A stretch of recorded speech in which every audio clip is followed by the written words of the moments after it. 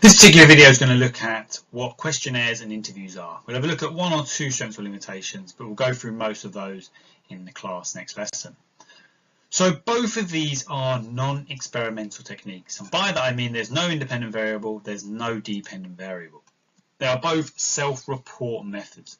So what we're relying on is the feelings and thoughts of the participants being given to the researcher.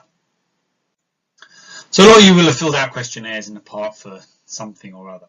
And what they are basically is a set of questions designed to collect information from a large number of people. They allow us to collect an awful lot of data very, very quickly and easily. And also it allows us to access people's thoughts and feelings. So they are a very, very useful tool within psychology.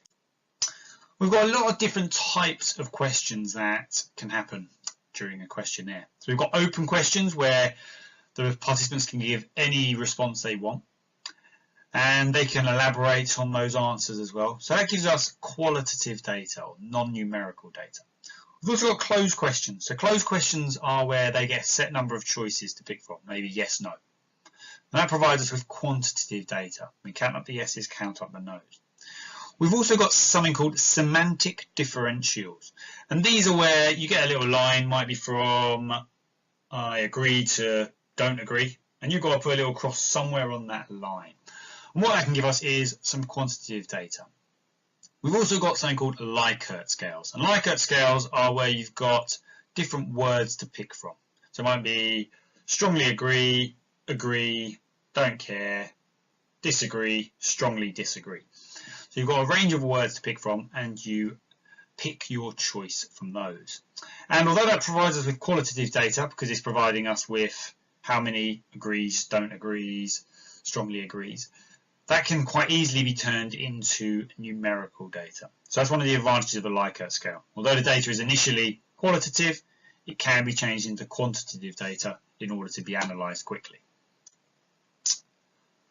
We are going to look through the issues of questionnaires next lesson, but one of the main issues is the idea of leading questions. And some of you that have done memory will already have a little look at this. And this is where the author's attitude is clear from the way the question is worded. So if I was going to ask you a questionnaire about boxing, the leading question might be, boxing is a barbaric sport and any sane person would want it banned. Do you agree? So I'm leading you into the idea. I've already put into your mind that it's a barbaric sport and that sane people want it banned. So that would be an idea of a leading question. There's certain things you've got to be aware of when you're designing a questionnaire, and they are the clarity of the question. You can't use double negatives, so you couldn't ask, are you against banning capital punishment? It confuses the person straight away. The question isn't very clear. Having the word against and then banning, you can't use that double negative. Participants will get confused, therefore the questions won't be valid. Also, it's important to use filler questions. So these are slightly irrelevant questions that are used to distract the respondent from the actual issue. If someone works out what the questionnaire is about, then they might start to give answers they expect that you want. So sometimes we use filler questions in order to distract the participants from knowing what the actual aim of the questionnaire is. And also, it's always important to do pilot studies. If you're doing a questionnaire, do a small-scale pilot study using that questionnaire. So once you get the results, once you get some feedback from people, you're able to refine that questionnaire and make it better. All of you will have done an interview at some point, whether it was to get into the sixth form, job interviews, whatever. But there's three different types. We've got structured interviews, unstructured, and also semi-structured interviews, which are also called clinical interviews. But we're going to have a look at what the difference between these three.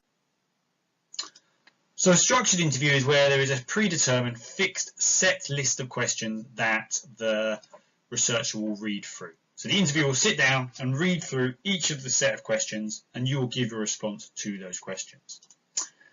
An unstructured interview, on the other hand, is more like a conversation. There's no questions, it's just generally a discussion. And the interviewer, if they want to know more information about something, they can ask you for more details. The person being interviewed can also elaborate when they feel they need to as well. Whereas semi-structured interviews is a mixture of both of them. So it might be like a job interview. The person interviewing you will have a set of questions that they'll try and get through, but at any point they want, they can ask you to elaborate, or you can elaborate. You can go off topic a little bit and maybe get into some new information that they find interesting. So we've got structured, unstructured, and semi-structured interviews. So it's also important you understand the key things to consider when designing an interview. And one of the first things, to have standardized questions. And this will reduce interviewer bias. So by standardized questions, I mean the person doing the interview will have a set list of questions. They'll all have the same ones if they're using them. So if it's a semi-structured or if it's a structured interview, then they should all have the set questions that are all the same in order to follow. This means that the interviewer can't just lead someone down a path to get the answers that they particularly want. They can't use leading questions, for example. It's also important to record the interview, and this is to make sure that it can be analysed later. It can be analysed by other researchers to make sure the information copied down by the interviewer is correct. It's also important to do any interviews in a quiet room away from other people. And the main reason for this is people are far more likely to open up if they're in a quiet environment with one other person. If it's a crowded room with lots of others, people are less likely to give their true opinions and true beliefs. And also, you must remind the participants, like in any interview or any experiment, that their answers will be kept confidential. That's a key ethical issue that's got to be considered when conducting any interview.